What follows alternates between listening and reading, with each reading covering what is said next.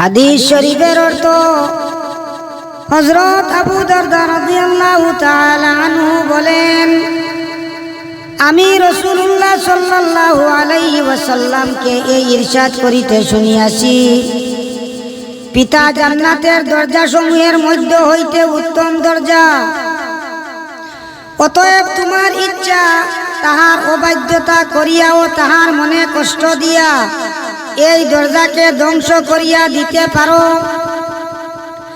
অথবা তাহার বাধ্যগত তাকিয়াও তাহাকে সন্তুষ্ট রাখিয়া এই দরজাকে রক্ষা করিতে পারো।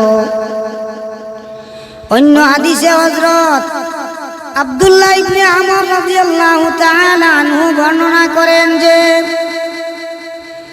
রাসূলুল্লাহ সাল্লাল্লাহু আলাইহি ওয়াসাল্লাম ইরশাদ করিয়াছেন, আল্লাহ তাআলার সন্তুষ্টি পিতার সন্তুষ্টির মধ্যে রহিয়াছে, আর আল্লাহ তাআলার অসন্তুষ্টি পিতার অসন্তুষ্টির মধ্যে রহিয়াছে। অন্য হাদিসে হযরত আব্দুল্লাহ ইবনে ওমর রাদিয়াল্লাহু তাআলা আনহু বলেন, আমি রাসূলুল্লাহ সাল্লাল্লাহু আলাইহি ওয়াসাল্লামকে এই ইরশাদ করিতে শুনিয়াছি, সবচাইতে বড় নেকি এই যে পুত্র পিতার ইন্তেকালের পর পিতার সহিত যাহারা সম্পর্ক রাখিত তাহাদের সহিত সাধ্য ব্যবহার করে।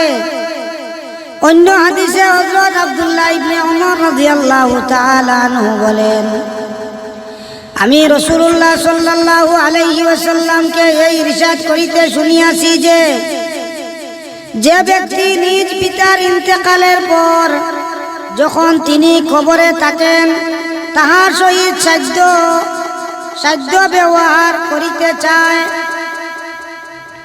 তাহার উচিত সে যেন আপন পিতার ভাইয়ের সহিত সাধ্য ব্যবহার করে। সুবহানাল্লাহ। আল্লাহ পাক পরওয়ারদিগার আলমে আপনার আরে আমরারে সবরে পিতা মাতার খেদমত করবার তৌফিক দেখ। আমিন।